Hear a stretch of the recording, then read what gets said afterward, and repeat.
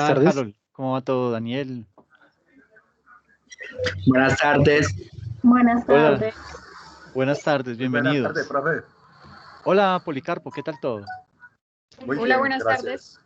¿Qué tal, Mónica? ¿Cómo vamos? Bueno, voy a compartir la presentación.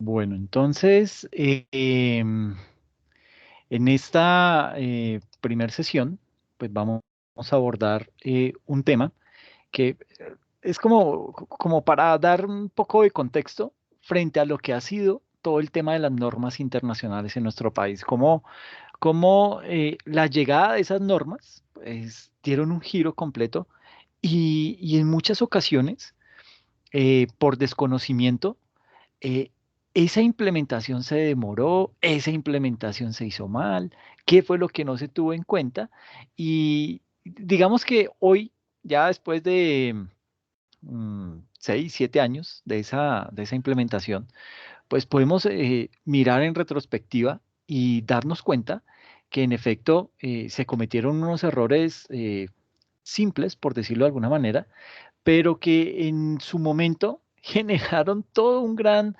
desgaste tanto de las organizaciones como digamos que de los contadores que estaban liderando ese proceso, y mucho de eso se dio básicamente fue sobre todo por temas de desconocimiento, ¿sí? Cuando uno se pone a mirar y a hacer el análisis respectivo del tema, pues se da cuenta que en realidad eh, el colombiano de por sí no es que le guste leer mucho, no es que le guste vivir metido dentro de los libros, trata él de tomarlo lo resumido. Si ustedes se acuerdan cuando era estudiante de bachillerato y lo ponían a leer un libro, usted entraba era a YouTube. Los más maduritos no teníamos YouTube en ese momento, nos tocaba leernos el libro, pero ustedes ahora buscan por internet, bueno, la película o el libro resumido o el audiolibro que me cuente y usted no tener que leer. Y así nos hemos ido acostumbrando. Y esa falta de lectura, esa falta de pronto de meternos, como se dice, de coger el toro por los cuernos, fue la que llevó a que se cometieran muchos errores que hoy en día cuando uno los mira dice, ay, qué bobo, ¿cómo hice esa vaina? ¿Sí? O cosas tan simples como la política contable. En su momento, cuando el afán principal era, ¿cómo creo yo una qué es una política contable? Y entonces agarraban, era Google, y política contable para inventarios. ¡Pum! La que salía, ay, mire, mire, ah, traten de acomodar esta política contable a lo que tenemos hoy en la empresa. ¿Listo? Y pues claro, eso es una política contable, es como no sé, de pronto exagero, pero es como la huella digital de la empresa, ¿sí? Es algo muy propio de esa organización y no me puede aplicar a mí también en un 100%. Puede que en algunas cosas sean muy afines, puede que sean de pronto empresas del mismo sector, empresas que manejen el mismo desarrollo de productos o la comercialización de los mismos productos, pero en algo va a cambiar. ¿Por qué? Porque el modelo de negocio es diferente de las empresas. Entonces, desde esa óptica, las cosas generaron choque y a la vez generaron mucho conflicto y desgaste. Entonces, hoy lo que quiero hablar es cómo fue esa transición que se dio de lo que era la contabilidad antigua, que estaba regida por el decreto 2649 del 93, y cómo se dio el paso a lo que hoy conocemos hoy como los estándares internacionales. ¿Ok? Entonces, desde ese punto de vista, digamos que la presentación. Ahí, espérenme a ver si esto se está grabando, porque sí. Digamos que esta presentación está organizada de la siguiente manera. Vamos a ver lo que son voy a prender acá, lo que son las definiciones del ente emisor, el IASI. Vamos a ver lo que es un análisis del decreto 2649, que no era tan malo. O sea, es decir, esa contabilidad que teníamos no era mala, ¿sí? Lo que pasa es que no habían entes que se encargaran de hacer que esa contabilidad siguiera madurando, ¿sí? Porque esta contabilidad derivaba también de un estándar internacional. Entonces, Colombia como que siempre ha tenido, bueno, desde la década de los 90 ha tenido esa necesidad de estar alineada con estándares internacionales. ¿Por qué? Porque digamos que desde el año 91, con el gobierno de Gaviria, pues comenzó todo el tema de, de los tratados de libre comercio, mal o bien hecho, no vamos a juzgar eso en este momento, no nos compete, pero digamos que desde esa época se empezaba a vivir a ser evidente que una talanquera que teníamos para poder comercializar con otros países o poder abrir nuestro mercado era precisamente eso, que nuestra contabilidad no era, digamos que teníamos vacíos, que era una contabilidad muy a la colombiana y que si yo quería hacer un negocio con un peruano, eso era un dolor de cabeza que hasta usted prefería desistir de eso y perder ese negocio. Entonces, vamos a hacer ese análisis de ese decreto. Vamos a hablar acerca de qué es el mercado de capitales y cuál es la injerencia que tiene ese mercado de capitales dentro de la implementación de esos estándares internacionales en nuestro país. Vamos a hablar acerca de lo que son los requerimientos del Fondo Monetario Internacional, que fue el que nos puso ese cuchillo en la espalda y nos dijo, bueno, o se pasan a NIF o se pasan. Entonces, ok, listo. Por las buenas lo hacemos. Otro aspecto que vamos a ver son los principios básicos del proceso contable y terminaremos con una tabla de entendimiento de las NIF basadas en el decreto 2649. Y usted va a decir, pero ¿qué está diciendo? Vamos a hacer ese paralelo y me va a entender a qué quiero llegar. ¿Listo? Entonces, tomando como insumo ese tipo de cuestiones, pues vamos a ver inicialmente una especie de línea de tiempo en donde, pues digamos que nos va a servir para ahondar un poco más en lo que es la transición que tuvimos que dar a esos estándares internacionales. Entonces, lo primero que hay que entrar a analizar es que en el año 2001 eh, surge ese decreto 2649. Bueno, surge no, porque esto surgió, fue en 1993, pero en el año 2001 pasa algo coyuntural y es que entra a mirarse con detenimiento qué pasó con nuestra contabilidad, por qué se quedó estancada, por qué estábamos tan mal en términos contables, ¿sí? Y lo peor era que cada quien tomaba decisiones por su cuenta. Entonces, yo interpreto eso de esa manera y sí, de malas, eso fue lo que yo interpreté. ¿Qué hacemos? Usted no es claro en la norma, pues yo interpreto eso y eso fue lo que apliqué. ¿Y qué hacemos? Entonces, digamos que eso generaba también mucho problema de orden jurídico, justificaciones ante la DIAN y todo ese tipo de cosas. Todo eso derivaba como que era un desgaste inapropiado. Entonces se entra a hacer una primera revisión de ese decreto 2649 con el ánimo de ver qué era lo que había pasado.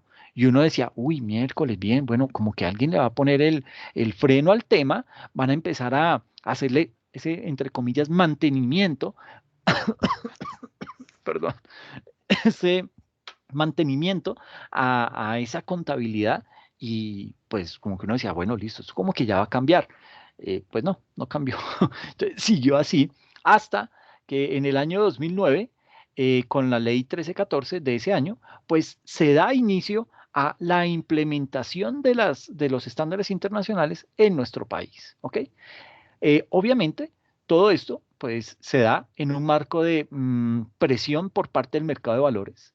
¿Por qué? Porque si Colombia quería empezar a vender títulos, em, es decir, que empresas colombianas empezaran a cotizar en la bolsa de valores, en las principales bolsas de valores, pues estas bolsas de valores lo primero que piden es que sus estados financieros estén bajo el estándar internacional, bajo las NIF.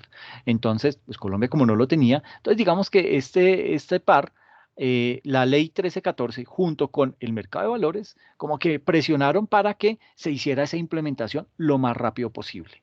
Y ya llegamos a tener esa aplicación de las NIF en nuestro país. Entonces, digamos que muchas empresas, aún hoy, imagínense, esto fue en el año 2014 que se empezó a dar ese salto, eh, aún hoy, 7 años después, muchas empresas están aplicando las NIF sin conocer su contexto, ¿sí? Sin conocer la historia que hay detrás de todo esto, y por ese desconocimiento es que se cometen aún errores.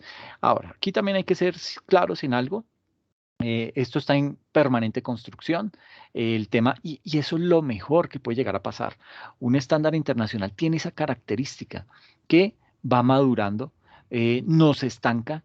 Es digamos que son esas leyes o esos estándares que en realidad permiten que se le pueda hacer ese tipo de mantenimiento, que vayan madurando, que vayan progresando en la medida en que la vida va transitando y se van adquiriendo otro tipo de costumbres, otro tipo de formas de hacer las cosas, etcétera, etcétera. Entonces, a todo eso nos tenemos que ir adaptando, gústenos o no nos guste, pero tenemos que empezar a dar esos saltos, ¿ok?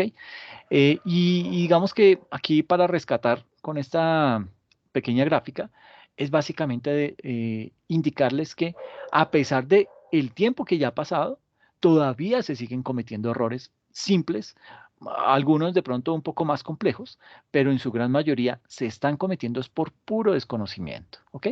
Entonces, en ese orden de ideas, vamos a arrancar con las definiciones del ente emisor, el IAC. Y básicamente, digamos que con la expedición de ese decreto reglamentario 2649 de 1993, se hizo un gran esfuerzo en esa época del 93.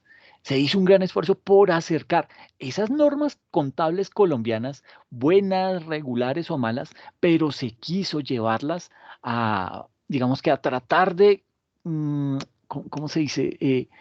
Empalmarlas con un estándar internacional para poder empezar ya, digamos que a hablar o a decir que nuestra contabilidad se acoge a los estándares internacionales, ¿ok? Entonces, desde esa época se empieza a acercar a las normas contables colombianas a lo que son las normas internacionales de contabilidad. Esas normas contables de contabilidad que se regían, normas contables de contabilidad, esas normas colombianas de contabilidad que estaban regidas por este decreto 2649 del 93, eh, digamos que trataron en principio de decir, bueno, ay, mire que salió un nuevo estándar internacional, venga, miremos qué es eso. Y comienzan a mirar y a comparar y como que dicen, bueno, y, y aparte súmele que este IAC en el año del 92, de 1992, es decir, un año antes a la reglamentación de la contabilidad que estaba regida por el decreto 2649, en ese año 92, el IAC comienza a emitir esas normas internacionales, que cuando estaba el IAC emitía no NIF, sino emitía era NIC, normas internacionales de contabilidad. Unas normas que, si bien es cierto, no eran pues que todo el mundo las aceptara, porque no crea, Colombia no era el único país que tenía esos problemas, de ese retraso o de esa falta de mantenimiento a su parte contable. Habían muchísimos países que estaban en la misma situación. Pero cuando empieza el IAC a, a meterle el diente a todo este tema de los estándares internacionales, comienzan a decir ellos, se reúnen unas personas de diferentes países. Y, oiga, ¿y usted cómo aplica cómo manejan los inventarios allá en Inglaterra? Y hermano, pues allá en Inglaterra nosotros manejamos los inventarios de esta y de esta manera. ¿Y usted en Francia cómo lo hace? No, pues nosotros lo hacemos de esta y de esta manera. Pero ahí están cometiendo un error. Sí, sí, eso pasa. Pero allá no lo sancionan. Qué vaina, ¿no? Y comienzan a mirar así entre otros países, de pronto entre países de, de, de, de mucha importancia y comienzan a darse cuenta que cada uno tiene, es decir, como dicen las mamás, cada quien mata sus pulgas como puede. Cada país tenía sus propias normas de contabilidad y a sabiendas que de pronto lo estaba haciendo bien o mal, bueno, que sabía que lo estaba haciendo mal, como que decía, hagámoslo, sigámoslo así, porque es que ya a estas alturas todo el mundo lo está haciendo de esa manera, ya nos tocó vivir con el error, ¿sí? Entonces, este grupo de personas comienza a decir, oiga, debería haber unas normas de carácter mundial, ¿sí? Porque es que todos los países y todas las empresas tienen que manejar contabilidad. ¿Por qué no creamos eso? Y comienzan a darse la pela a este grupo de personas que son los que crean el IAC. Y básicamente estas personas lo que hacen es comenzar a diagramar un sueño. Decir, bueno, ¿cómo sería la contabilidad para los inventarios? Y comienzan ellos a echar globos y comienzan a documentar eso y dicen, mire, esto se puede hacer, ¿sí? Y tratan de preguntarle a otros países, oiga, mire, ¿usted qué opina? ¿Usted en su empresa podría aplicar esta norma? y como que comienzan a recibir retroalimentación, como que comienzan a recibir comentarios, no, usted está loco, aquí no se puede hacer eso, y no se puede porque es que el gobierno y la política y todos los puntos y comas que tiene cada país en particular. Entonces comienzan ellos a decir, mire, pero la gran mayoría de ese, solo creamos un estándar, bueno, ni siquiera le llamaban estándar, hicimos un dibujo y creamos una serie de reglas y con base en eso vimos que en muchos países, en varias empresas, se puede aplicar, pero hay cosas puntuales que cada país tiene. Entonces comienzan ellos a diagramar en más grande y a tratar de decir, bueno, ¿qué pasaría si nosotros empezáramos a hacer esto que tuviera un mayor eco, que tuviese una mayor participación? Y es así como empiezan ellos a emitir sus normas internacionales de contabilidad. ¿Por qué? Porque ya es un establecimiento que con base en el trabajo inicial que empezaron a desarrollar, empiezan a ser reconocidos, ya empiezan a recibir inversión, ¿sí? Entonces ya el trabajo que estaban haciendo ese grupo de personas, pues ya no era solamente un hobby, sino que ya era algo que les estaban pagando, que se podían dedicar a realizar ese tipo de actividades. Y eso era bueno. Entonces las personas ya dijeron, ok, ahora sí ya estoy motivado, ya esto veo sus frutos y me voy a dedicar a hacerlo con mucho más rigor. Entonces comienza todo un tema de documentación, empiezan a investigar cuáles son los principios generales en términos de estados financieros, en términos contables, y comienzan a sacar una serie de decretos. Y así fue como empezó a crearse ese estándar. ¿Ok? Y comienzan entonces, casi que a la par, mire, eso, el IASI se funda en el 92 y acá en Colombia la contabilidad que teníamos anteriormente quedó reglamentada mediante el decreto 2649 del 93. O sea que casi que eh, salieron al tiempo las dos decisiones. Entonces, y digamos que esto, ¿qué lleva o qué se puede concluir de esta parte? Que cuando Colombia empieza a mirar esto que le socializan del día así, le dicen, oiga, ¿usted qué opina de esto? Hijo de pucha, sí, claro.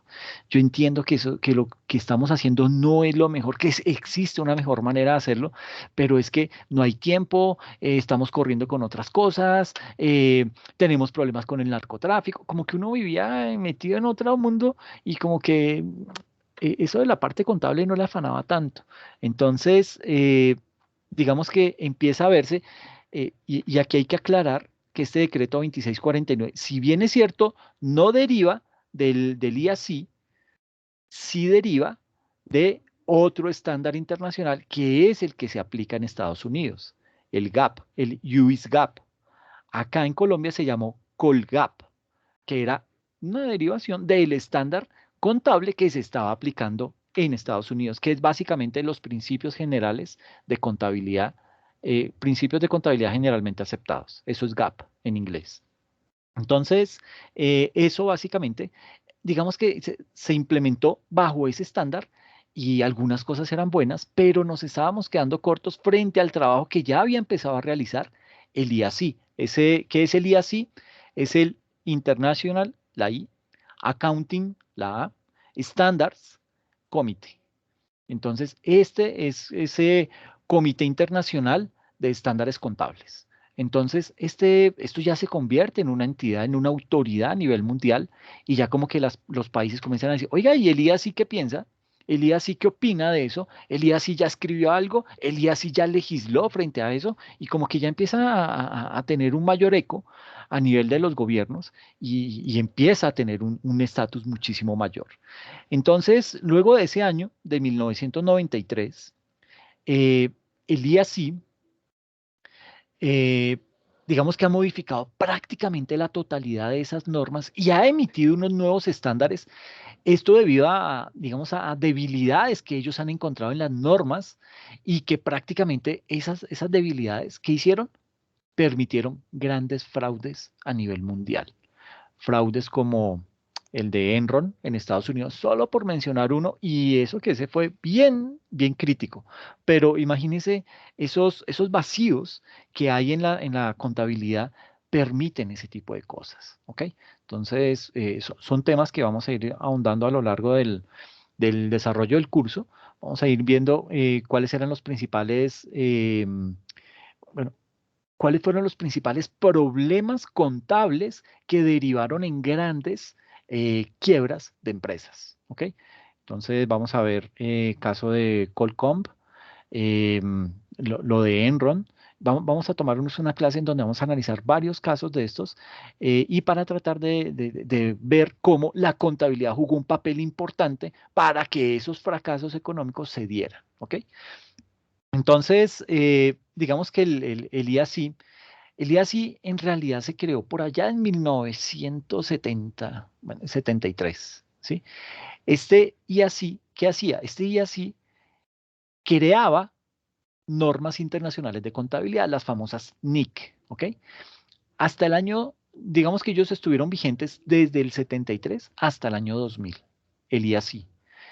Y durante ese año, durante esa vigencia de tiempo, el IASI logró emitir 42 normas internacionales de contabilidad, ¿sí? O sea, hicieron un buen trabajo.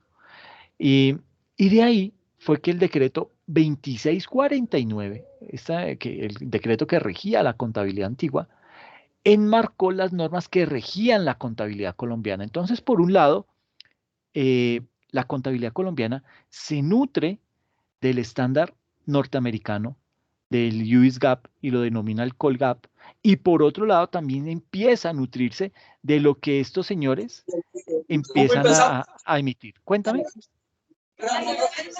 Profe Alexander, Sí, buenas tardes. qué pena interrumpirlo, profe. Es que se me va a apagar el celular y estoy como a 10 minuticos de la casa. Estoy en una vereda, de pronto me desconecto y llego a la casa y me vuelvo a conectar. Ah, no, tranquilo, tranquilo, no hay ningún problema. Estaba celebrando una misa en una vereda y mientras llego a la casa. Ah, no, tranquilo, no se preocupe por eso. Listo. Bueno, Bueno, muchas gracias. gracias, profe. Em, entonces, les decía que en su periodo de tiempo, pues el IASI logró emitir 42 normas internacionales de contabilidad y cuando se empezó a esbozar la nueva contabilidad que se quería implementar en Colombia, que fue la que empezó a ser regida por este decreto 2649, tuvo dos vertientes, dos fuentes de las cuales ese estándar se empezó a nutrir y fue el estándar de Estados Unidos, que en Colombia se llamó el Colgap, o sea, los principios de contabilidad generalmente aceptados colombianos, y por otro lado, todos los, digamos que la gran mayoría de normas, de NIC, de Norma Internacional de Contabilidad que había creado el IASI, también trata de implementarlo. Entonces, no era tan mala. La contabilidad que estaba regida por este decreto no era la peor del mundo, no era la más buena, ¿sí? Pero no era la más mala. ¿Por qué? Porque ya Colombia estaba empezando a decir, bueno, juepucha, yo tengo que empezar a implementar mi contabilidad, pero basándome en estándares internacionales. Y esa necesidad es la que lleva al país a empezar a nutrirse de ese tipo de estándares que ya por ahí medio estaban sonando en diferentes países. Entonces los trae y los trata de esbozar, que armó un Frankenstein. Su contabilidad quedó armada porque, y digo un Frankenstein porque tomó un pedazo del estándar norteamericano, tomó una parte de las NIC y así la fue armando y no fue malo, ¿sí? Tenía muchas cosas buenas. Reitero, el problema fue que no habían entidades que se encargaran de hacer que eso madurara, que cada vez que algo se iba quedando, que el mundo iba cambiando, pues había que empezar a mirar qué impacto tiene ese cambio dentro de la contabilidad y hacer que eso fuera evolucionando. Eso se quedó ahí quieto, ¿sí? Entonces, digamos que ese fue el pecado que se cometió. Ahora, mientras ese decreto 2649 Em, digamos que esa contabilidad que se creó en ese momento y que fue regida por este decreto 2649 permaneció prácticamente sin modificaciones. Las NIC que estos señores iban sacando, que sacaban por ahí una cada año, dos cada año, pues esas sí iban evolucionando. De ahí que a hoy ya no exista concordancia entre la contabilidad viejita regida por el decreto 2649 y esas NIC que en su momento sirvieron para crear la contabilidad que estaba regida por este decreto. Entonces, cuando ellos se ponen a mirar y dicen, miércoles, claro, es que esto cambió completamente. Esa NIC que teníamos en un comienzo, por decir algo, la NIC número 1, cuando la implementamos, no hablaba nada de lo que está hoy en día. Entonces, ya no aplicaba. Entonces, claro, esta gente dijo, no, pucha, esta vaina se nos quedó colgada en el tiempo, va a haber que empezar a pensar cómo vamos a hacer. Fue una contabilidad que desafortunadamente nació bien, pero con el paso del tiempo y debido a una falta de esfuerzo del Estado para que hubiese un ente que se encargara de revisar que esa contabilidad seguía madurando y seguía estando vigente con base en los estándares internacionales, pues ¿qué fue lo que pasó? Esa contabilidad se volvió una contabilidad paquidérmica, ¿ok? Una contabilidad estancada, vieja, no evolucionó y ahí eso fue lo que llevó a la muerte de esa contabilidad y a que Colombia, de afán, tuviera que alzar la mano y decir, yo me le mido a las NIF. Si es que en Colombia esa contabilidad, qué pena con usted, pero esa contabilidad se me quedó perdida en el tiempo. Entonces yo tengo que aprovechar este papayazo que ustedes me están dando y yo me paso a NIF. Entonces, bueno, listo. Y comienza Colombia con todo ese, de nuevo, a retomar ese proceso. ¿Ok? Entonces, eh, digamos que después de esto, del IASI, viene algo muy importante y es que hasta el año 2009, con base en la ley 1314 de ese mismo año, se empieza a eh, implementar esos estándares internacionales en nuestro país. Y es así como Colombia lo que hace es acude al IASB, que es el mismo IASI. Cuando el IASI muere en el 2000, en el año 2000, nace inmediatamente el IASB. El IASB nace en el 2001, ¿sí? Esto se denomina como el International Accounting Standards Board, ¿sí? Eh, y es básicamente como esa institución internacional que crea los estándares contables. Eh, y este IASB dice, ok, muy bueno el trabajo del IASI, me parece muy chévere, pero esto ya es una institución, tiene toda una planta física, está muy bien estructurado, tiene todo un pool de personas que le van a apoyar a todo el grupo de contadores que están tratando de hacer que se implementen las NIF de manera universal. Y eso pues obviamente va a tener un impacto muy importante. Y entonces empiezan a invertirle. Entonces, ok, listo, entonces vamos a meterle plata a esto. Si empezaran los del IASI a hacer el trabajo por hobby, estos ya tenían contrato laboral, tenían todas las prestaciones, los llevaban a seminarios, ellos daban seminarios en otros países y de esa manera se empieza a tener más reconocimiento el IASB de lo que tenía anteriormente el IASI. Entonces ya como que es más visible el IASB y entonces el IASB dice, ok, me parece muy bien las normas internacionales de contabilidad, pero yo no voy a seguir creando normas internacionales de contabilidad. A mí lo que me interesan son las normas internacionales de información financiera, es decir, los estados financieros. ¿Cómo se debe plasmar la información en los estados financieros? ¿Ok? Entonces, desde ese punto de vista, cuando una NIC empieza a cambiar o cuando una NIC, digamos que se envejece, la coge el IASB y dice, ¿sabe qué? Esto ya no aplica. Digamos que se pueden rescatar unas cositas, pero es preferible tumbar eso y crear una nueva NIF en lugar de esa NIC y la ajustamos y la adaptamos a las necesidades del hoy. ¿Ok? Entonces, ya ahí es cuando el IASB deja digamos que el IASB nunca emitió una NIC, las NIC solamente las emitía el IASI y empiece el IASB a hacerle mantenimiento a esas NIC que emitía el IASI y las empieza a convertir en NIF. ¿Ok? Entonces, normas internacionales de información financiera. Y es ahí, ya hoy en día hablamos de normas internacionales de información financiera. De igual manera, digamos que existen unos comités de interpretación de los estándares y de los reportes de información financiera. Y ese tipo de instituciones generan una serie de documentos también con ejemplos, con buenas prácticas sobre cómo implementar ese estándar, cuál es el objetivo de ese estándar. Entonces, como que esa documentación que empieza a emitir esos comités de interpretación de los estándares sirven también de apoyo para cuando un país o una empresa va a dar el salto de convergencia de su contabilidad local a una contabilidad basada en normas internacionales de información financiera. ¿Ok? Eh, Luego de eso, digamos que viene todo lo que se conoce como las normas sobre divulgación de información. ¿Ok? Eh, Básicamente, digamos que el...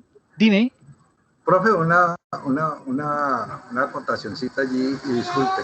tranquilo. Pues a mí sí me ha tocado el viejo tiempo y todo, pero quiere decir, quiere decir esto que para los contadores de hoy en día, las NIC ya no tienen ninguna representación o aún siguen vigentes algunas.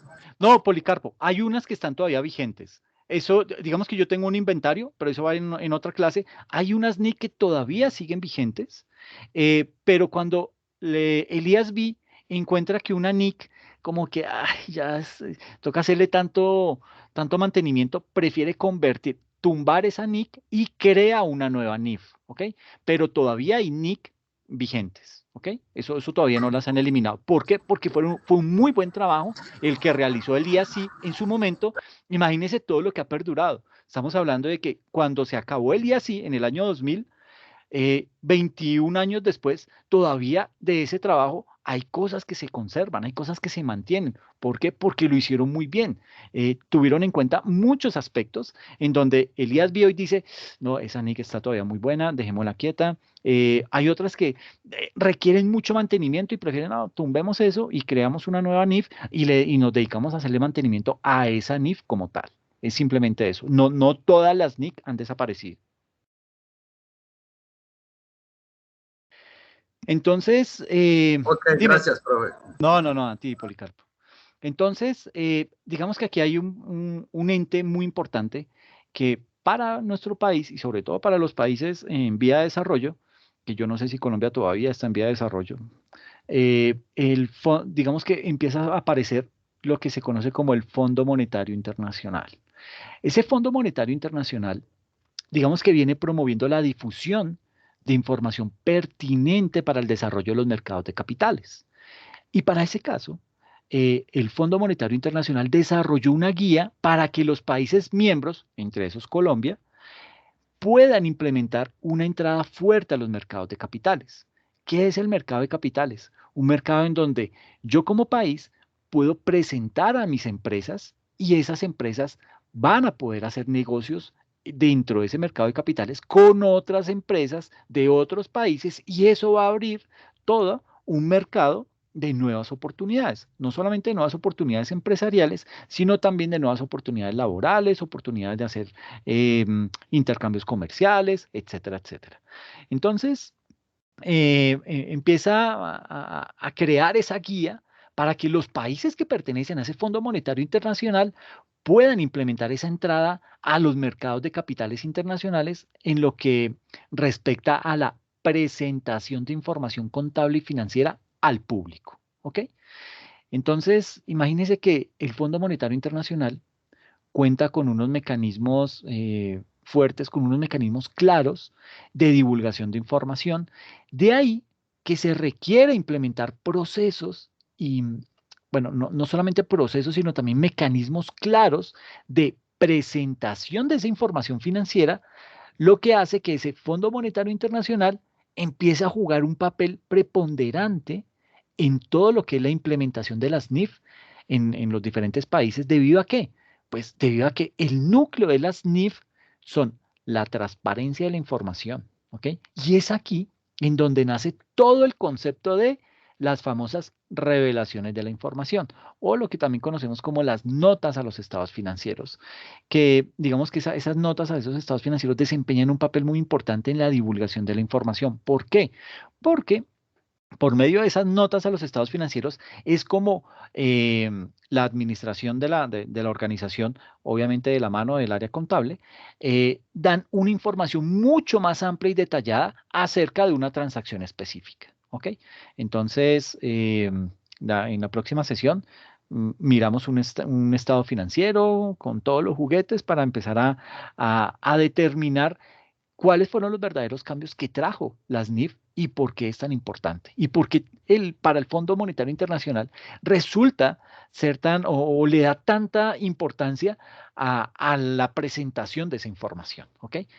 Ahora, como Colombia es un país miembro del Fondo Monetario Internacional, eh, digamos que ese Fondo Monetario Internacional le solicita a todos sus miembros, obviamente Colombia inmersa, le solicita que implementen eh, unos lineamientos y esto es lo que da origen a la famosa ley 1314 del año 2009, la cual empieza diciendo, eh, con el propósito de apoyar la internacionalización de las relaciones económicas, la acción del Estado se va a dirigir hacia la convergencia de esas normas, de esos estándares internacionales, ¿sí? Eh, digamos que, bueno, no eran solamente, porque es que la ley 1314 del 2009 no solamente hablaba de NIF, sino, o sea, de normas internacionales de información financiera, sino también hablaba acerca de normas de aseguramiento de la información, y todo esto obviamente con el apellido de estándares internacionales de aceptación mundial, que obviamente pues vienen acompañados con las mejores prácticas y con la rápida evolución de los negocios. Ustedes saben que por allá a mediados de la década de los 90 empieza todo el boom de, del Internet, ¿sí? Empieza a surgir por allá en el 94. Entonces, y con ese con esa nueva herramienta que es el Internet, pues empiezan a surgir las famosas empresas.com. Entonces, todo aquel que tenía una página web ya decía que su empresa era una empresa que está atada a la nueva tecnología y entonces que él ya por el hecho de estar utilizando Internet, su empresa había multiplicado su valor por 100, por 1000. Hubo una gran burbuja y eso se conoce como la burbuja de las .com, en donde todas esas empresas básicamente vendían humo, ¿sí? Era literal. ¿Por qué? Porque solamente tenían una página web. Y hoy en día todos sabemos que una página web, sí, pues muy chévere, yo ahí muestro mis productos o muestro o doy información de lo que yo me dedico, ¿sí?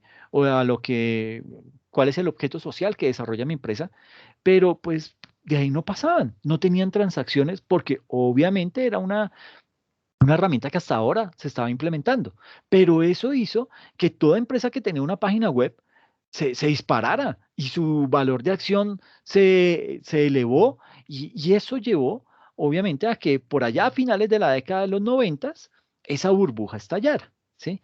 Es más, de las pocas que fueron creadas en esa época y que hoy se mantienen, pues obviamente está Google, porque fue la que arrancó con su navegador, pero digamos que todavía se mantiene Amazon. Amazon empezó con esa implementación de su página web y ellos empezaron fue vendiendo libros, ¿sí? Es más, si alguien ha tenido la oportunidad de leer la historia de Jeff Bezos, él no tenía plata, ¿sí? Este man había empezado otros negocios y le fue mal, y él es de descendencia cubana.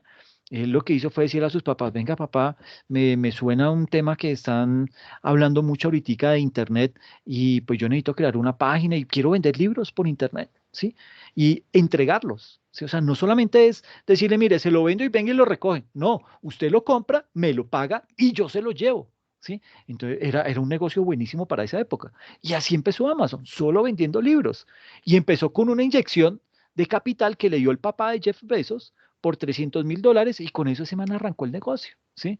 Y a hoy vemos que es la empresa líder en temas de logística y de comercialización de productos.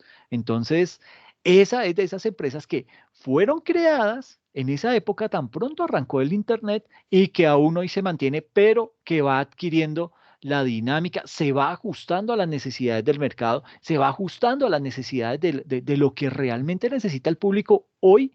Y bajo esa visión, bajo esa percepción, también se empezó a decir, ok, la economía está cambiando, la forma de hacer negocios está cambiando, la contabilidad tiene que cambiar. La presentación de los estados financieros tiene que cambiar. ¿Por qué? Porque es que la experiencia que nos dejó la quiebra de las .com, de esa burbuja de las .com, nos dejó mucho de experiencia, ¿sí? ¿Cómo era posible que las empresas se sobrevaloraran de la noche a la mañana simplemente por el hecho de tener una página web? Entonces, eso generó una alerta y como que los gobiernos empezaron a decir, uy, no, pucha, esto toca controlarlo porque el tema se nos puede desbordar. Y empiezan, luego, bueno, creo que antes de eso, antes de la quiebra de las .com, vino la quiebra de Enron, que eso fue muy sonado. Y fue muy sonado, ¿por qué? Porque a punta de técnicas contables, ese grupo económico logró engañar al Departamento del Tesoro, logró engañar digamos, a la DIAN en Estados Unidos con sus prácticas de negocios que no las entendían sino ellos. Es más, ellos se supone que se dedicaban solamente al tema de la comercialización de energía. Pero después veía uno que dentro de eso mezclaban temas de eh, se metían con agua, se metían no solamente con energía, sino empezaron a comercializar con otro tipo de recursos naturales y más todo el tema de importaciones y exportaciones. Entonces era una maraña que no la entendía nadie y la firma auditora simplemente se dedicaba, no entendía toda esa maraña y, bueno, yo le apruebo eso porque es que ustedes ya los conoce el presidente, el gobierno habla con ustedes, si van a hacer algo, primero les preguntan a ustedes, entonces yo que les voy a poner trabas y como que confiaba esa firma auditoría y le empieza a aprobar todos esos estados financieros hasta el punto en que las personas se empezaron a dar cuenta y eso fue por un error en donde una persona socializó vía correo electrónico el balance de la empresa porque tenía una duda y se lo entregó a otro contador en otra empresa y ese señor se dijo, uy, miércoles, estos manes que están haciendo, esto es un engaño, no sé qué, y comenzó y se destapó esa olla. Entonces, pero todo eso fue debido a malas prácticas contables y eso llevó a la quiebra y a la quiebra de esa empresa y aparte porque pues uno en Estados Unidos, bueno, y en todo el mundo, pues uno tiene la libertad de comprar acciones de las empresas. Y pues usted qué acciones compra? Pues las de la empresa que es el boom, de la empresa que está bien manejada, de la empresa que usted dice, miércoles, es la empresa que sale siempre en los noticieros, es la empresa de la cual todo el mundo está hablando y que es muy buena y que tiene buenos rendimientos, pues usted comienza a invertir a esa empresa, ¿sí? ¿Y qué pasa? Cuando esa empresa quiebra, pues se lleva por delante todos los ahorros de esas personas y no solamente quiebra esa empresa, sino que se llevó por delante a todas el ahorro de toda la vida de muchas personas en Estados Unidos. Entonces, todo ese tipo de cosas como que generan la alerta al Fondo Monetario Internacional y dice, no, esto hay que frenarlo, no nos pueden seguir metiendo los dedos a la boca, hay que empezar a obligar a que todos los países se ajusten a los estándares internacionales de información financiera. Entonces comienza a todos sus países miembros a decirle, oye, mi chinito lindo, usted me cae muy bien, pero me hace el favor y se me pasa. Si usted quiere seguir haciendo parte del mercado de capitales, usted tiene que presentarme la información bajo estándar internacional, bajo NIF, ¿ok? Entonces comienzan todos los países a decir, eh, pues en Colombia pasaba algo muy, muy interesante y es que empresas que ya estaban cotizando en bolsa, en bolsas internacionales, pues ellos ya llevaban, digamos que toda su información contable y financiera la tenían bajo la normatividad colombiana, pero cuando iban a presentarse para cotizar en bolsa, pues ellos tenían que presentar su información bajo NIF. Entonces ellos tenían ya todas sus herramientas para poder hacer esa convergencia de ese estado financiero que se había hecho con principios contables, con principios de contabilidad generalmente aceptados en Colombia, los pasaban a NIF y esa era la información que ellos presentaban.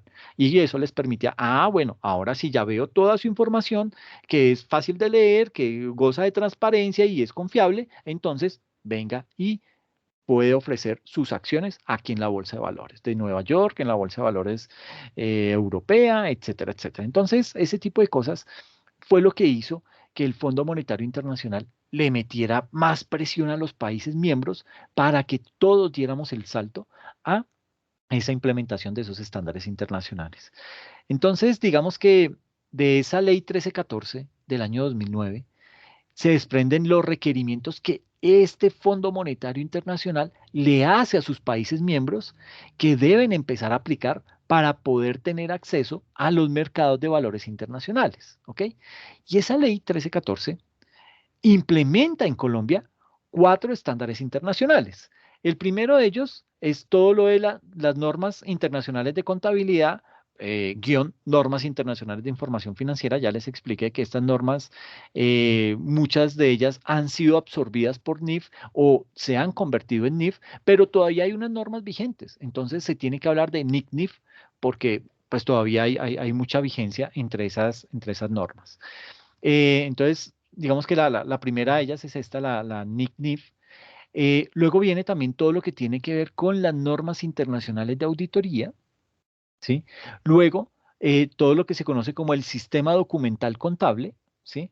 Ese sistema documental contable, digamos que ese sistema da respuesta a un artículo de esa ley 1314, creo que es el artículo tercero, que dice que para los propósitos de esta ley, de la ley 1314, pues se entiende por normas de contabilidad y de información financiera ese sistema compuesto por postulados, bueno, por principios, digámoslo, por conceptos o principios o normas técnicas generales eh, que permiten identificar, que permiten medir, que permiten clasificar, reconocer, interpretar, que permiten también analizar, evaluar todo lo que son las operaciones económicas de una empresa de forma clara y completa, de una forma que resulta ser relevante, de una forma que resulta tener eh, credibilidad y aparte,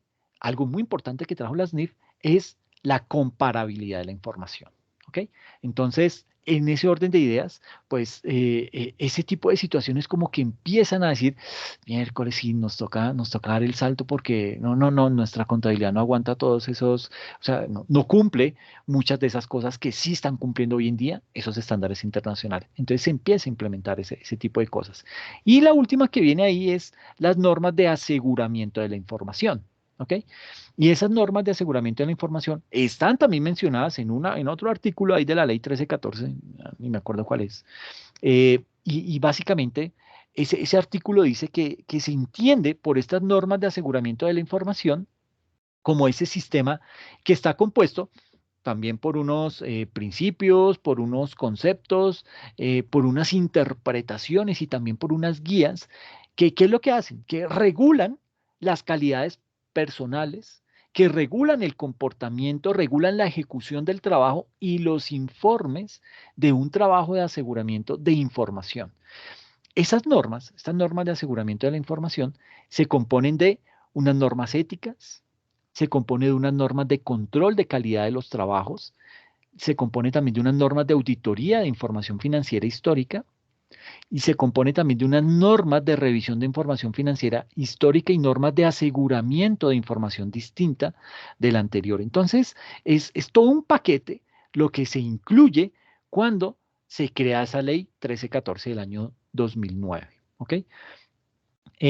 Digamos que frente a las NAI, a estas normas de aseguramiento de la información, eh, se dice también, y eso está dentro de la ley 1314, no me acuerdo del artículo, eh, es el artículo 5 de la ley 1314, el que habla acerca de las normas de aseguramiento de la información.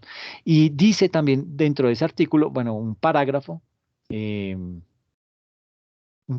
ese artículo 5 menciona que los servicios de aseguramiento de la información financiera eh, digamos que esos servicios de aseguramiento de esa información financiera, una empresa los puede contratar con otra firma, o sea, con una persona jurídica o con una persona natural, y esos deberán ser presentados bajo la dirección y la responsabilidad de quién? de contadores públicos. ¿Ok? ¿Esto qué quiere decir? Esto quiere decir que las NIF se convierten en una gran ventana de oportunidad para todo nuestro gremio de contadores, en todo sentido, para que digamos que la profesión no solamente crezca, sino que la profesión también tenga la necesidad de ver que hay que ir madurando, que hay que ir a la par con los cambios y con las nuevas formas de hacer negocio que tiene hoy en día el mundo. Entonces, para allá, y digamos que todo esto, digamos que el Fondo Monetario, viendo que se están teniendo esas nuevas necesidades a nivel mundial, pues comienza a crear, a apoyar para que todos los países empiecen a implementar por lo menos estos cuatro tipos de normatividades. ¿Ok? Ahora, ¿qué función cumple el Fondo Monetario Internacional? Pues básicamente ese Fondo Monetario Internacional, que es una entidad muy poderosa en el mundo, ¿sí? Es una entidad que digamos que tiene todo el peso para poder intervenir en la economía de un país, ¿sí? Le dice, bueno, yo no le presto plata porque usted sigue subsidiando los servicios públicos. Quite los subsidios porque es que es como un banco. Si yo le voy a prestar a usted plata, yo tengo que mirar que usted me va a responder por esa plata. Pero como yo veo que usted tiene tantos subsidios eh, y usted recauda tan poco de impuestos, pues va a llegar a un punto en el que usted no me va a poder devolver la plata. Entonces yo no le puedo prestar. ¿Ok? Entonces, más o menos eso es lo que hace el Fondo Monetario Internacional.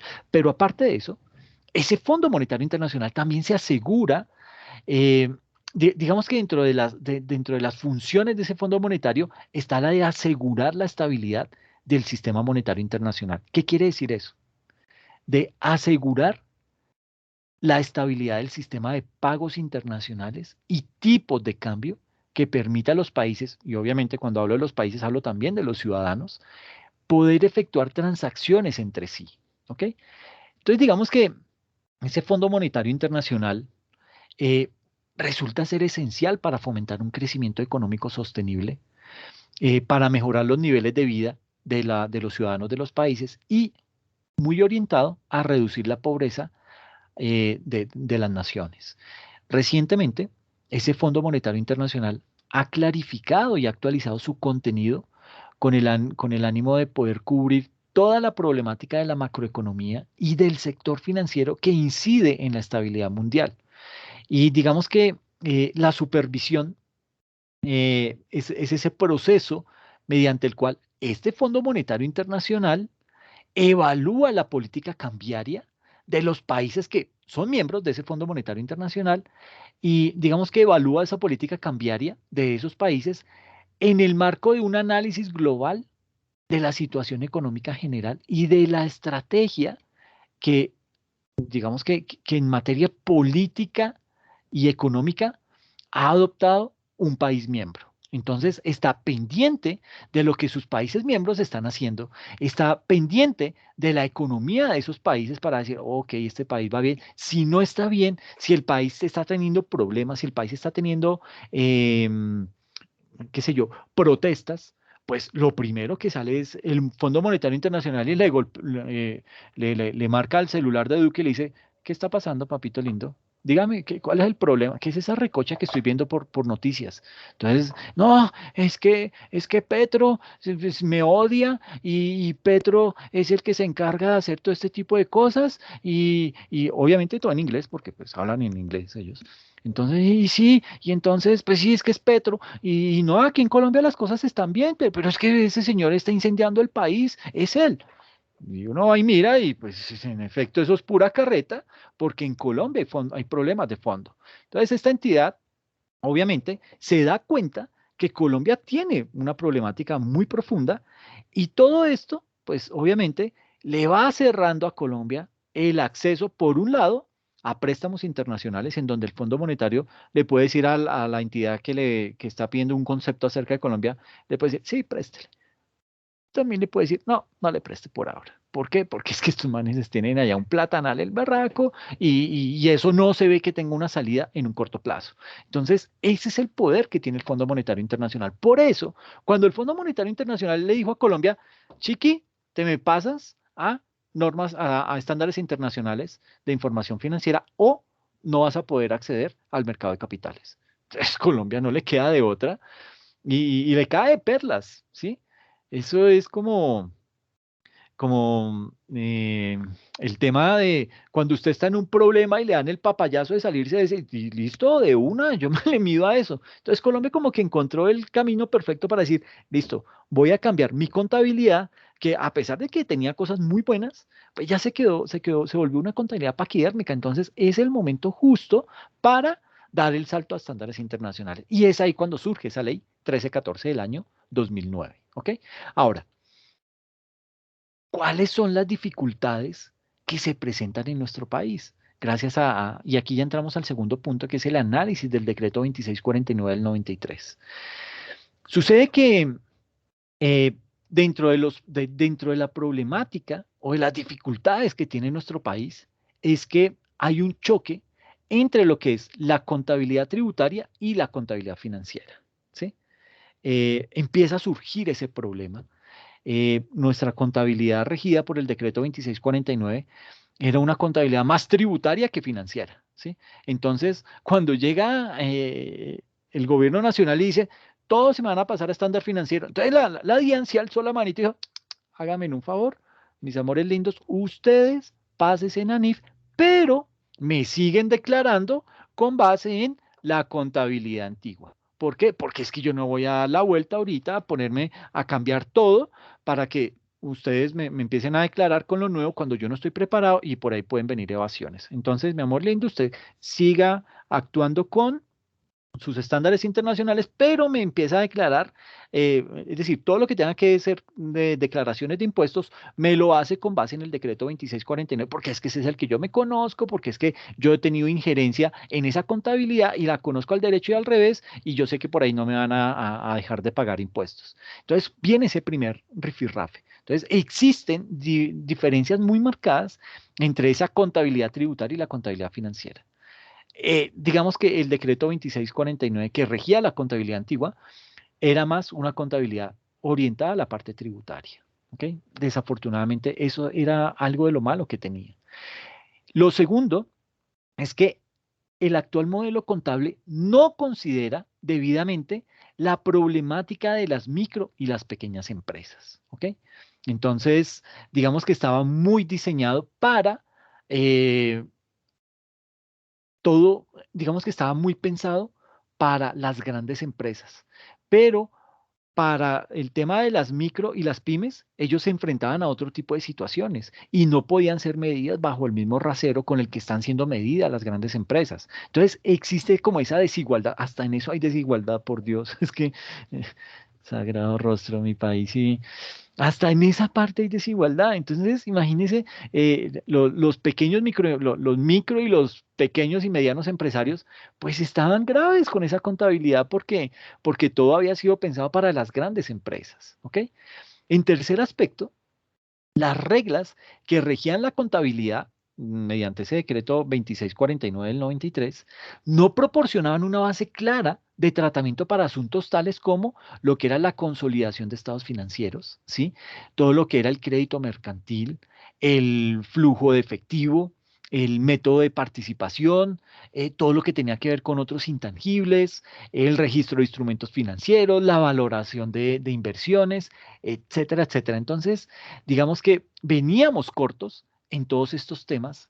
Digamos que esa contabilidad antigua se quedó muy corta en estos aspectos que resultaban ser relevantes y críticos, por no llamarlos neurálgicos, para las empresas colombianas, ¿sí? Entonces, digamos que todo esto llevó a que dijera Colombia, listo, me voy a saltar, voy a dar el paso porque definitivamente mi contabilidad ya no da más. Mi contabilidad se quedó corta. Y voy a aprovechar a dar ese salto y voy a tratar de, en ese salto, evitar todos estos problemitas que estaba presentando mi contabilidad. ¿Listo? Ahora, digamos que por allá en el año 2000, cuando el IASI decide, bueno, cuando el IASI se acaba, entonces digamos que el objetivo principal, una vez se acaba el IASI, digamos que es formular normas contables para los participantes en el mercado mundial de capitales. ¿Y cuál es el papel que juega el Banco Mundial y el Fondo Monetario Internacional dentro de ese mercado de capitales, que es el tercer punto que estamos abordando? Pues digamos que eh, hay que empezar a mirar qué es eso el mercado mundial de capitales. Digamos que por mercado mundial de capitales se entiende que es ese, llamémoslo, ese conjunto, pero un conjunto de mecanismos que se ponen a disposición de una economía para cumplir la función básica de asignación y distribución en el tiempo y en el espacio de todo lo que son los recursos de capital, los riesgos, el control y la información con el proceso de transferencia de ahorro a la inversión. Entonces, encontramos que básicamente el sistema financiero, uno de sus brazos del sistema financiero es precisamente el mercado de capitales. Y ese mercado de capitales se divide en dos secciones, en un sistema bancario o intermediado y en un sistema no bancario o de instrumentos. Y en el sistema bancario o intermediado encontramos todo lo que son los bancos comerciales y encontramos otros intermediarios en ese sistema bancario intermediado. Y en el no bancario o de instrumentos vamos a encontrar todo el tema de las acciones, todo el tema de renta fija, los derivados y otro tipo de instrumentos financieros. En esta parte, sobre todo en acciones y en derivados, nos metemos fuertemente cuando estemos viendo el curso de NIF, ¿ok?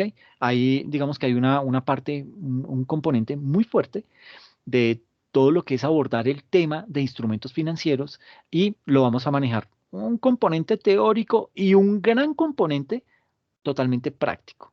Y pues digamos que ya empezamos a meternos con fórmulas y a tráigame a valor presente, porque es que usted me va a pagar a valor, me va a pagar ese préstamo que le estoy haciendo, me lo va a pagar en 5 años, entonces yo lo tengo que registrar hoy, pero como en 5 años es que me va a dar esos 5 millones, entonces yo debo traer ese valor futuro lo debo traer a valor presente y esos 5 millones a hoy, pues no me valen 5 millones, sino fácilmente me puede estar o puede ser equivalente a 4.200.000 al día de hoy. Entonces, con todo esto nos vamos a meter, pero ya directamente en el curso de NIF. ¿Listo? Pero esto es básicamente cómo está conformado el mercado de capitales en nuestro país. ¿Ok? Básicamente el mercado mundial de capitales que busca es, o digamos que su objetivo principal, lo que más le interesa al mercado mundial de capitales es la transparencia de la información financiera.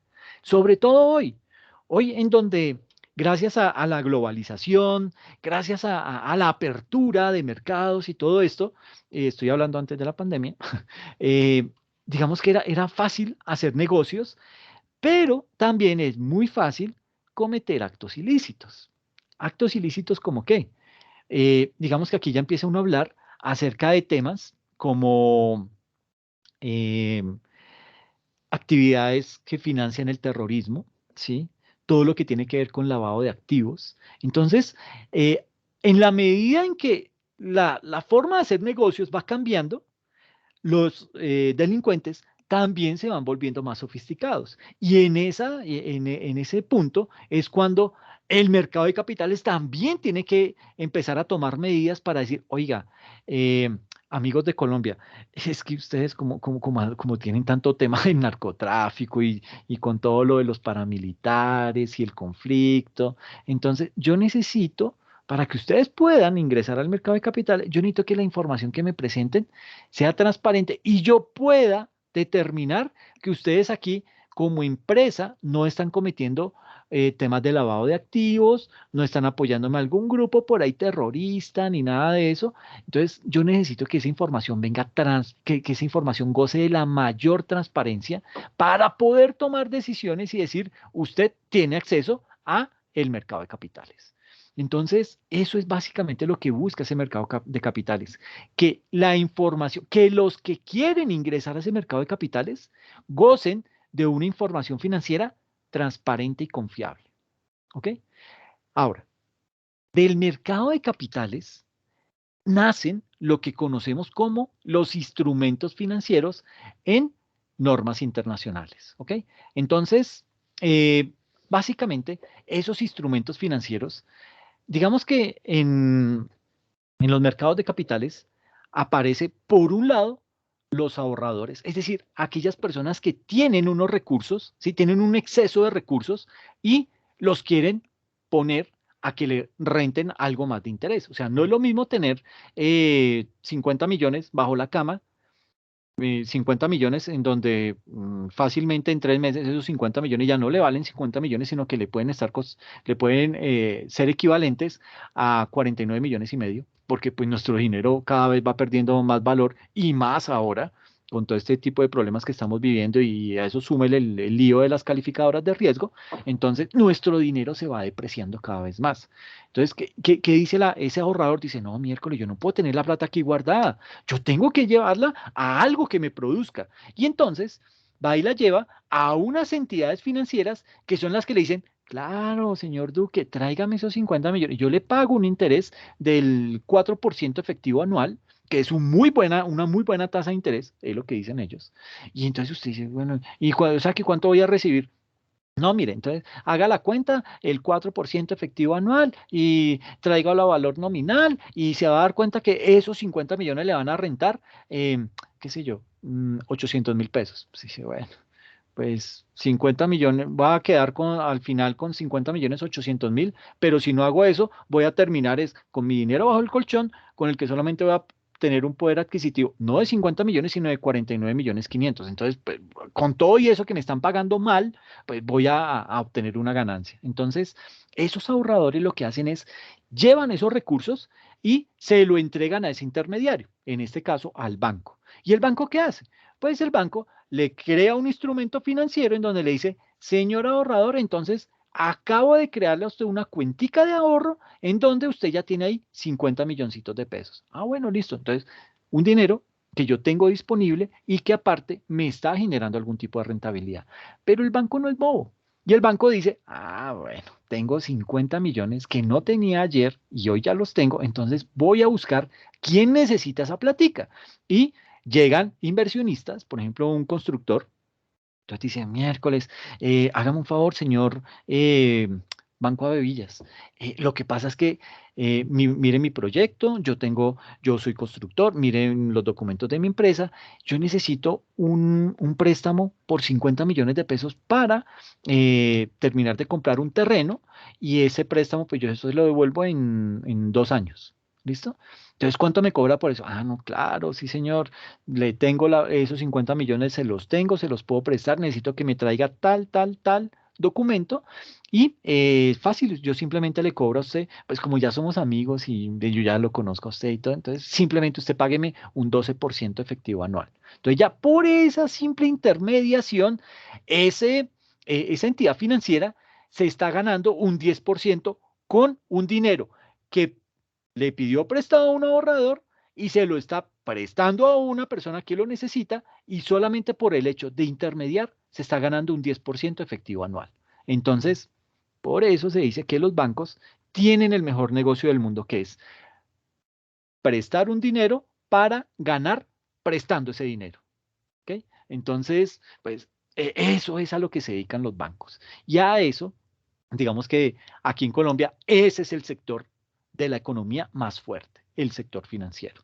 Y obviamente aquí todo ese movimiento de dinero se legaliza mediante un instrumento financiero. Un instrumento financiero que puede ser la cuenta de ahorros en donde este ahorrador depositó sus 50 millones y un instrumento financiero puede ser ese pagaré con el cual le di los 50 millones a este inversionista que necesitaba la plata para poder echar a andar su negocio. ¿Ok? Entonces, ese tipo de negocios, a eso es a lo que se dedica el sector financiero. Y no es solamente el sector financiero en Colombia, es el sector financiero mundial. ¿Ok? Entonces, digamos que la problemática de manejar el modelo de mercado de capitales de unos ahorradores a unos inversionistas, ¿sí? De estos ahorradores a estos inversionistas, es que los ahorradores buscan protección de sus ahorros, mientras que los inversionistas buscan reducir el riesgo para así atraer más ahorradores. Entonces, digamos que aquí los ahorradores y demás intermediarios, ¿qué les pasa a ellos? Que se enfrentan a problemas para poder categorizar las solicitudes de crédito, para poder juzgar la capacidad de pago de una persona, ¿sí? Y para poder monitorear las acciones de los demandantes de recursos. Y en esta parte es en donde las revelaciones de los estados financieros o esas notas a los estados financieros entran a apoyar la decisión que pueda tomar un ente financiero. Un banco, si usted va hoy como empresario y el banco no le va a pedir, bueno, el banco le va a pedir, tráigame su estado de situación financiera, tráigame el estado de resultados y tráigame el estado de flujos de efectivo. Le aseguro que el banco medio mirará el estado de situación financiera y el de resultados, pero se va a centrar en el de flujos de efectivo, porque ahí es en donde el banco va a darse cuenta cómo está moviendo usted el dinero, ¿sí? Y si en realidad tiene capacidad para pagarme ese préstamo que me está pidiendo. Cuando el banco se da cuenta que usted no tiene esa capacidad para cubrir las cuotas que le voy a empezar a cobrar una vez le haya dado el préstamo, pues el banco le dice, mire, como usted necesita 50 millones, pero es que yo viendo su estado de flujos de efectivo, usted no me va a poder pagar la cuota. Entonces yo no le voy a prestar 50, sino que le presto 35. ¿Le sirve o no le sirve? Y eso lo hace el banco pues precisamente porque tiene esos estados financieros, ¿ok? Ellos ya pues dominan todo el tema de lectura de estados financieros y eso es lo que les permite a ellos poder tener la confianza para otorgar un préstamo o la confianza para poder rechazar una solicitud de préstamo. ¿Listo? Entonces, digamos que ahí pues eso es a lo que se enfrentan las personas que necesitan acudir a una entidad financiera para tener algo de financiación, para obtener unos recursos y poder continuar con el desarrollo de su objeto social. Por otra parte, digamos que los ahorradores no quieren enfrentar el riesgo de enterrar sus recursos en inversiones de difícil realización. Si usted se da cuenta, y eso nos pasa mucho a los de mi generación, es que no, somos temerosos, ¿sí? Ay, como que todo nos da miedo. Ay, papi, que si vamos en diciembre a la costa, uy, papito, es que me da vaina porque es que eso tan lleno y el COVID y uno con tapabocas por allá con ese calor tan horrible. Entonces, como que vivimos con una cantidad de miedos. Imagine, si eso es para poder tomar la decisión de ir a un viaje, imagínense ahora para invertir, ¿ok?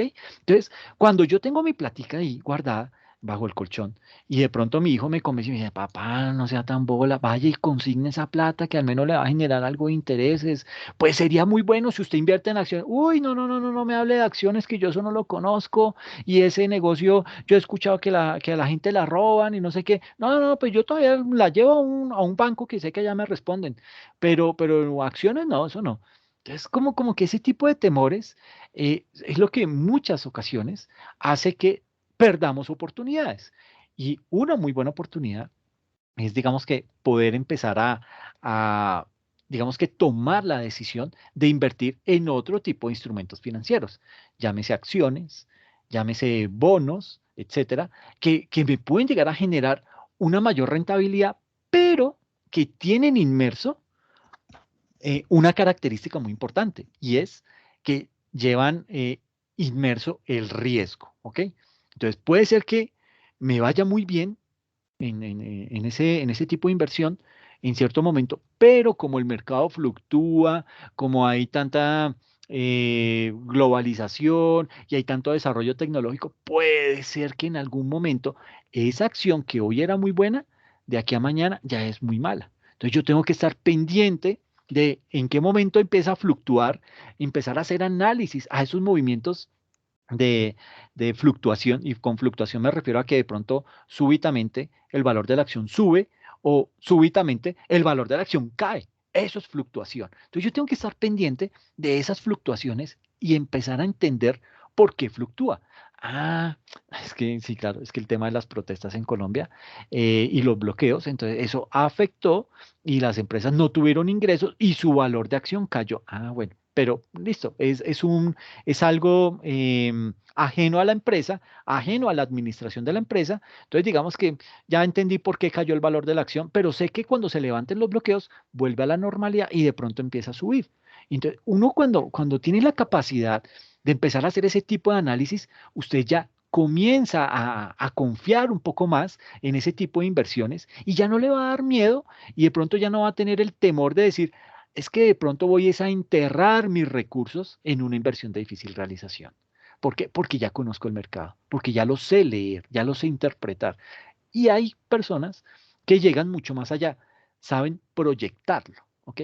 Que eso es mucho más difícil, pero con técnicas estadísticas se puede llegar a hacer. Entonces, digamos que eso frente a los ahorradores, vuelvo y digo, los de mi época, los de mi generación, somos temerosos porque nos da miedo que por un riesgo que tengamos que asumir podamos perder todo. Y uno mira y sucede que ustedes, que son más jóvenes, o los hijos de uno, ya como que comienzan a decirle, papá, pero ¿por qué no invierte eso más bien en un portafolio de una empresa, de una entidad que se encarga de mover ese tipo de inversiones? Entonces es ahí cuando usted comienza a conocer ese tipo de empresas y son empresas que ya tienen, por ejemplo, el fondo de inversiones que tiene Warren Buffett. Usted comienza a mirar en qué invierte ese man, ¿sí? Y ese loco, entonces tiene varios portafolios de inversión. Entonces tiene un portafolio, ellos le llaman un portafolio, chica, se me olvidó el nombre, portafolio moderado, un portafolio agresivo, tienen un portafolio que no es ni moderado ni agresivo, sino que está ahí como en la mitad, que no me acuerdo el nombre, y entonces usted comienza a mirar, ay, venga, ¿cómo se compone ese portafolio? Entonces usted comienza a mirar que el portafolio moderado, entonces tiene un gran componente de títulos que vende un país, por ejemplo, Estados Unidos. Bueno, entonces sí, eso no va a quebrar, entonces, listo, me sirve. Invierten en el sector real, entonces invierten en empresas como Google o que es Alphabet, o invierten en empresas como Facebook, entonces uno dice, bueno, pues está seguro el dinero y esta gente no va a quebrar, entonces no, listo. Pero ¿qué pasa? Que ese portafolio no genera tantos rendimientos. ¿Por qué?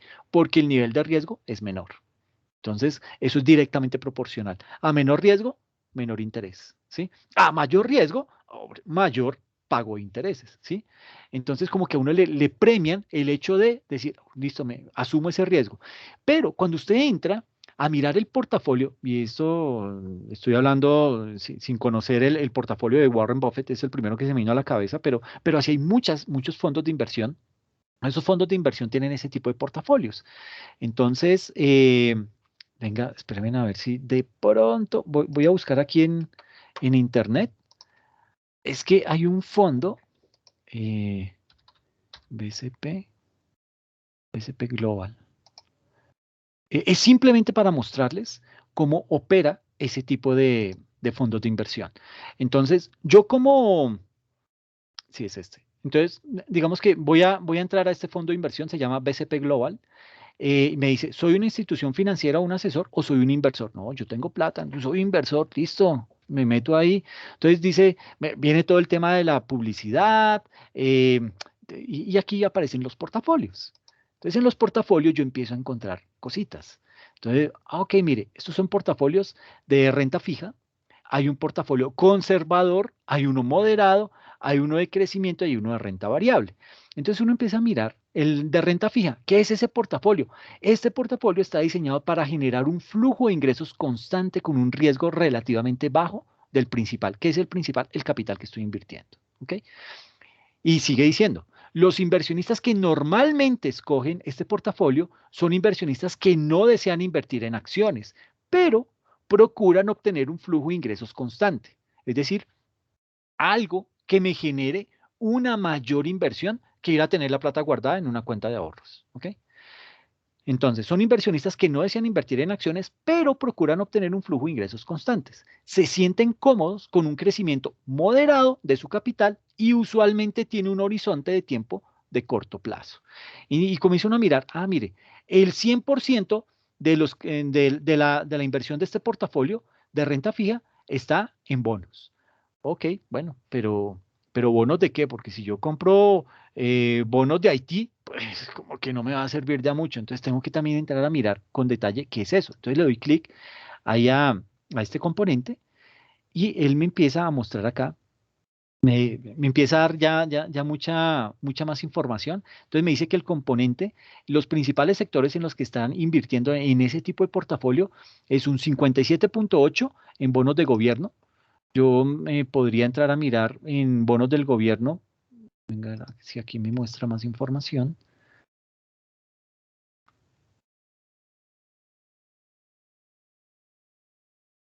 Bueno, no hizo nada, no me mostró más nada. Ah, no, perdón. Creo que lo que me abre es aquí un PDF en donde me da una mayor descripción de esa inversión. Entonces me muestra acá, me dice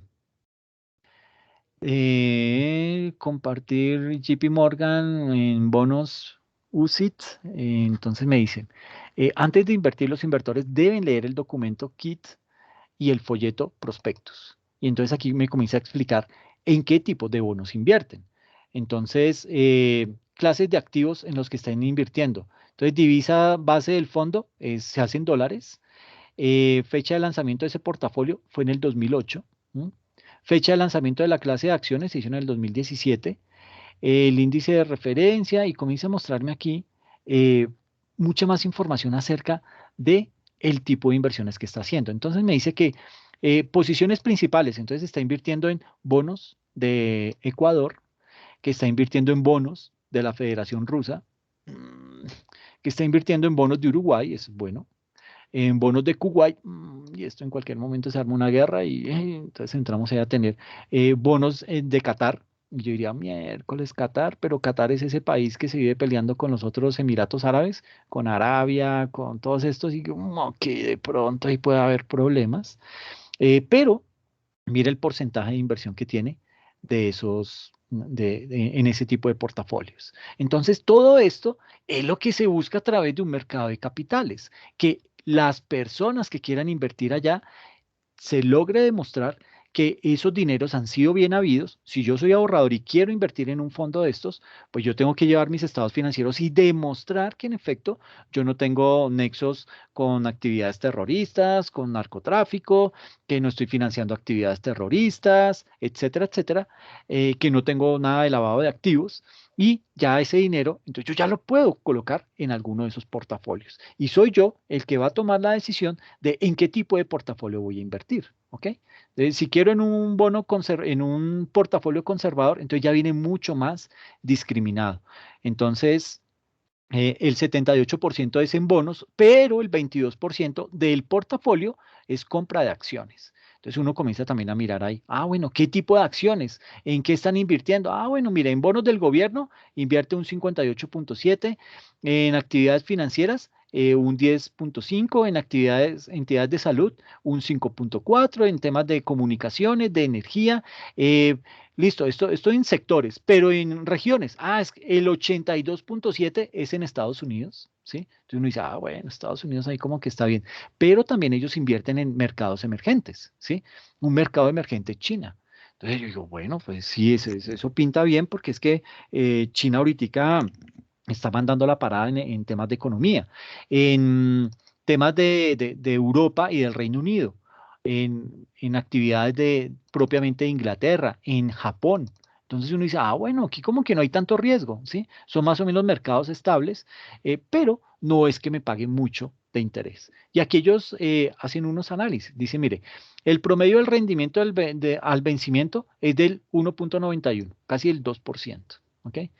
Con una maduración promedio a 6,5 años y da un cupón promedio ponderado del 3,38. Entonces, pues digamos que no es tan malo, pero me va a hacer, digamos que cuando uno empieza a invertir en estos bonos, usted no necesita tanto cabeza ni corazón, usted necesita ese estómago. Y necesita estómago porque esto fluctúa con una volatilidad terrible. Entonces, si usted está todos los días pegado al tema, le cuento que por un lado se va a amargar y por el otro va a vivir con una angustia terrible. Entonces, más bien entre y revíselo por ahí cada 15 días, se lleva un susto cada 15 días o se lleva una buena sorpresa. Pero digamos que lo interesante de esto es dejar que también eso se mueva y tan pronto algo pase en el mercado abruptamente, pues este tipo de fondos le avisan y dicen, oiga, vemos que tal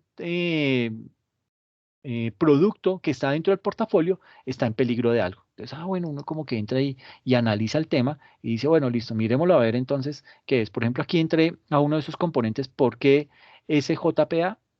No sé qué es SJPA, tendrá algo que ver con Japón, pero aquí básicamente nos da toda la información que necesitamos y con eso uno puede tomar una mejor decisión. Importante, todo el tema de todo lo que tiene que ver con los mercados financieros y mercados de capitales es que la información debe estar disponible, debe ser una información disponible, pero disponible de manera gratuita, ¿ok? Entonces no me pueden cobrar por ese tipo de información. Entonces básicamente eso es lo que se ve en un mercado de capitales, en un sistema financiero de un país, en donde convergen ahorradores y convergen inversionistas y de manera, digamos que funge como intermediario, por un lado el sistema financiero, pero legaliza ese tipo de transacción mediante un instrumento financiero. ¿Ok? Eso es básicamente, digamos que ese componente de que hasta dónde pueden llegar esos mercados de capitales. Ahora, digamos que las normas y los estándares de preparación de información financiera, tal y como lo recomiendan las normas internacionales, van orientados ¿a qué? A dar transparencia a toda la información de un ente económico. Un ente económico puede ser una persona natural o una persona jurídica, ¿ok? Pero lo importante es que esa información financiera vaya cumpliendo el principio de transparencia. Y es esto lo que da origen a las normas plenas, es decir, a las NIF del grupo 1, que básicamente van orientadas al sector que cotiza en bolsa y al sector del mercado de capitales. Estas normas del grupo 1, las NIF plenas, están diseñadas para empresas multinacionales que hacen presencia a nivel mundial y que requieren de transparencia en toda su información financiera para poder hacer ejecuciones de crédito, para poder asignar recursos, etcétera, etcétera. Ahora, así como hay unas normas plenas para las grandes empresas, recuerdan que ese era un pecado que se estaba cometiendo en la contabilidad antigua, estaba regida por el decreto 2649, que era un único sistema de contabilidad que había sido pensado y diseñado para las grandes empresas, castigando a las pequeñas y a las medianas empresas. Aquí no. Cuando se trajo las NIF, se dijo, ok, no vamos a cometer el mismo error. Aquí, esta es la oportunidad para hacer un cambio y hacerlo bien. Entonces, vamos a crear vamos a implementar los estándares de información financiera para las grandes empresas, ¿sí? Pero vamos a crear otro estándar para las pequeñas y medianas empresas. Y aparte, vamos a crear otro estándar, ya una contabilidad simplificada para lo que son las microempresas, ¿ok? Entonces, digamos que esto dio pie para corregir de entrada un grave error que teníamos, un pecado grandísimo que estábamos cometiendo a través de la contabilidad antigua, ¿ok? Entonces, digamos que bajo ese precepto y tratando de corregir ese error, pues digamos que así como se crean esas NIF para las grandes empresas, para las grandes multinacionales, pues también existe la necesidad de crear unas normas que apliquen para las pymes y ahí surgen las NIF para pequeñas y medianas empresas, al igual que las entidades sin ánimo de lucro. Entonces, todo ese tema, pues digamos que va muy orientado a tratar de corregir muchos errores que estábamos cometiendo en el pasado, pero dar el salto y decir, bueno, pues pucha, ya nos metimos en esto, pues cojamos todo y tratemos de mirar qué es lo que sí podemos implementar. Y digo que muchos países hicieron eso. España fue uno de los países que llegó y dijo, bueno, voy a implementar las NIF, listo, las voy a hacer, pero solo voy a implementar esto, esto y esto. Casi que España solamente implementó un 70% de las NIF. ¿Por qué? Porque el otro 30% le funcionaba bien. Entonces dijeron, no, listo, entonces podemos unir todo esto. Usted simplemente toma el 70% que le sirve de las NIF, lo complementa con el 30% que le está funcionando con su contabilidad vigente y implemente ya esto y sale. Entonces, muchos países lograron tomar, digamos que tenían cosas muy fuertes en su contabilidad que le permitía simplemente tomar lo que le servía de NIF y lo aplicó y todo, pues digamos que lo unificó en un solo estándar. Pero Colombia sí dijo, no, no, no, yo no me voy a poner ay, esto sí me sirve, aquello no me sirve. No, de una nos vamos de frente todos para NIF, ¿ok? Y pues yo, si me preguntan, esa fue una buena decisión. ¿Listo? No sé si de pronto tienen alguna inquietud. Se me alargó el tema. Me puse a hablar de fondos de inversión y todo esto. No sé si de pronto alguien tiene alguna duda, porque tengo entendido que esta es una clase de hora y media, ¿es? No sé cómo está el horario de ustedes. Sí, profe, de hora y media. Es de hora y media, ¿cierto? Ay, perdón. 7:30. Sí, ay, perdón que me pasé ahí unos minuticos, pero no sé si de pronto tienen alguna inquietud, alguna duda de lo que hemos hablado hasta ahora.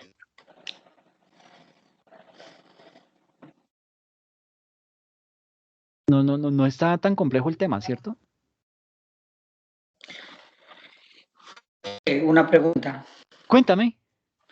La NIF para las empresas sin ánimo de lucro, ¿cómo aparecen?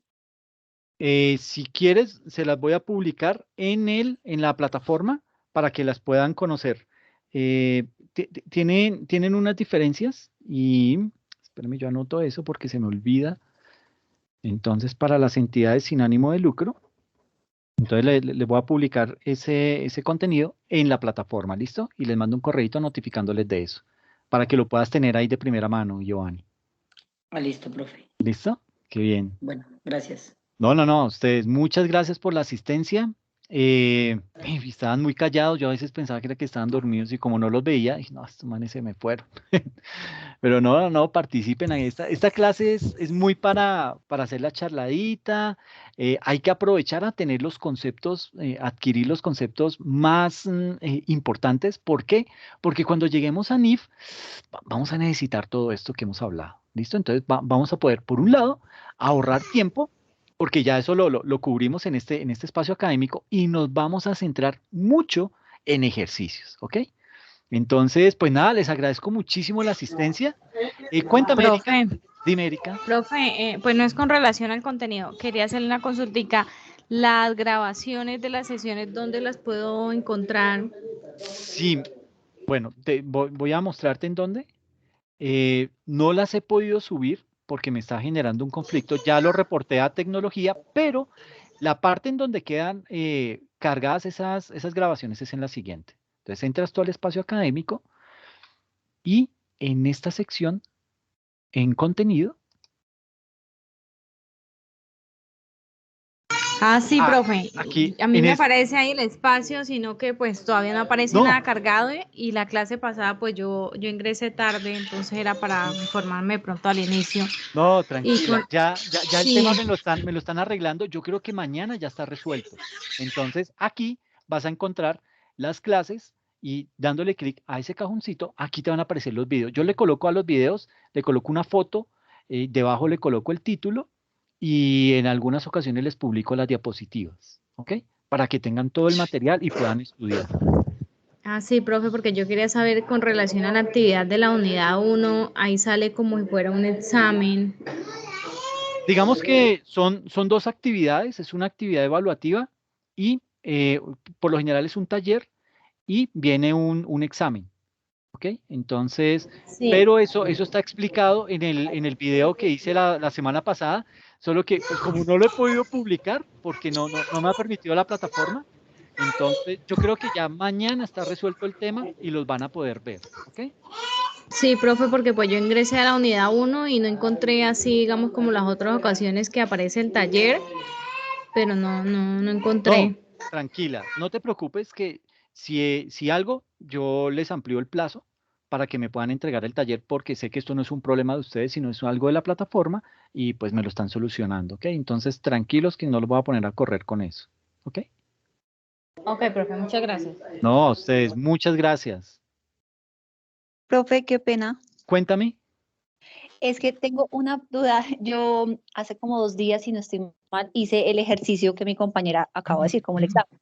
Por entonces, pues, digamos que lo pasé, pero entonces no sé si esa es como la nota definitiva o si se puede mejorar, o no sé, estaba intentando, estaba explorando y pues lo realicé, pero pues ya después me di cuenta que solo tenía como ese intento y ya.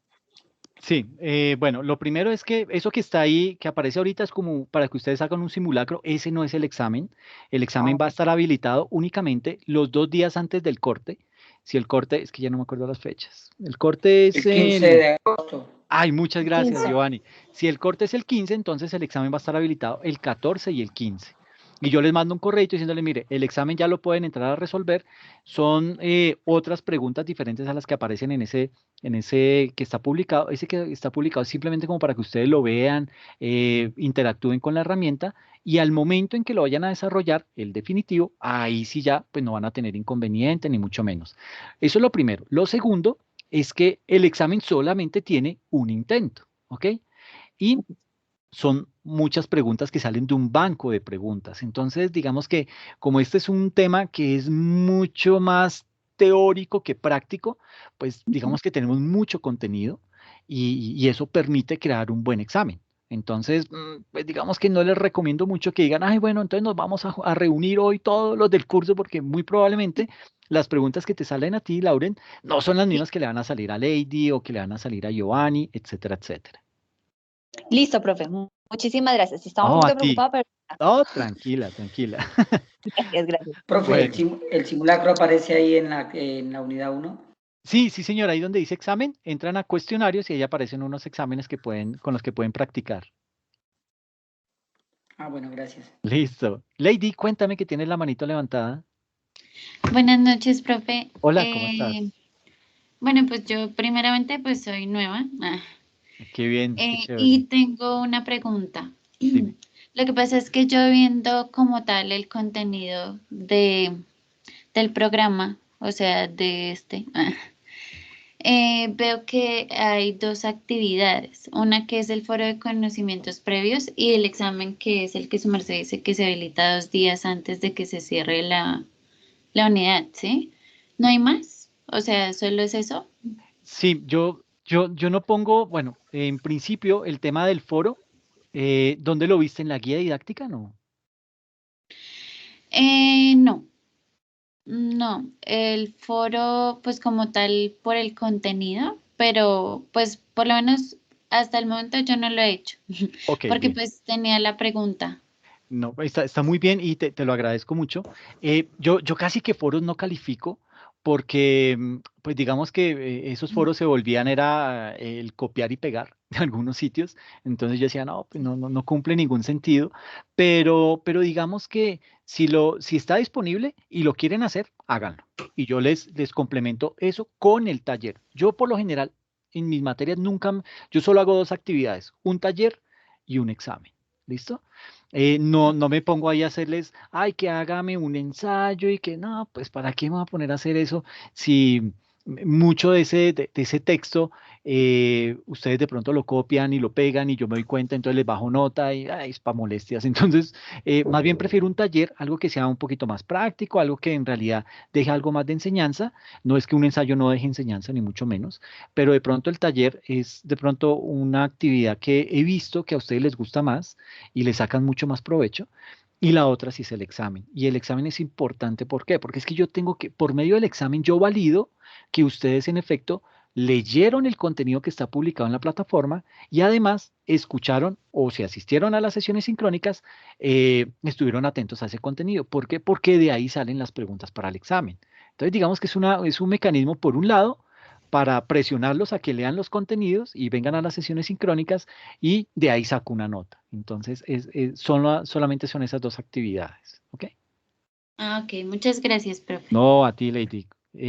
Recuerden, porfa, yo estoy los sábados de 6 a 8 conectado en la sesión de tutoría y ahí nos podemos reunir, aclaramos dudas, hablamos acerca de las actividades, si tienen inquietudes sobre las actividades, ay, profe, es que estoy nerviosa con el examen, no, pues miramos y empezamos a hablar acerca del examen también, no les voy a dar las preguntas, ni mucho menos, ni más faltaba, pero sí de pronto, digamos que mis exámenes son fáciles, bueno, fáciles.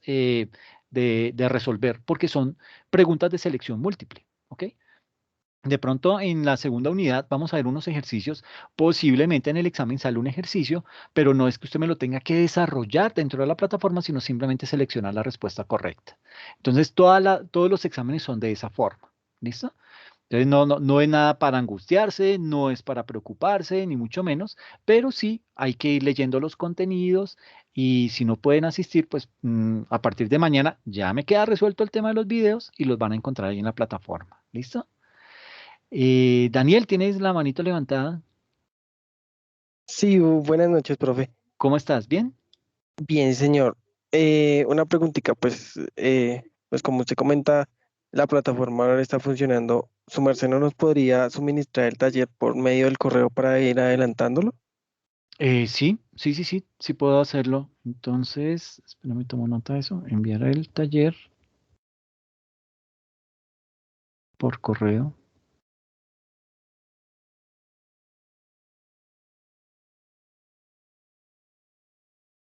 Perfecto. Entonces les mando el taller por ese medio para que lo puedan ir trabajando. ¿Listo? Listo, muchas gracias. No, a ti, Daniel, por la recomendación. Qué bueno. Listo, muchachos. Entonces, pues nada, los dejo libres y nos vemos en 8 días, ¿ok? Recuerden que hay sesión de tutoría todos los sábados de 6 a 8, que es el peor horario del mundo, pero es un horario relajado, un horario donde llegamos sin presión y podemos charlar. ¿Listo? Bueno, cuídense mucho, les deseo lo mejor y nos vemos en 8 días, ¿ok? Gracias, Muchas profe. gracias, profe. No, a Listo, ustedes.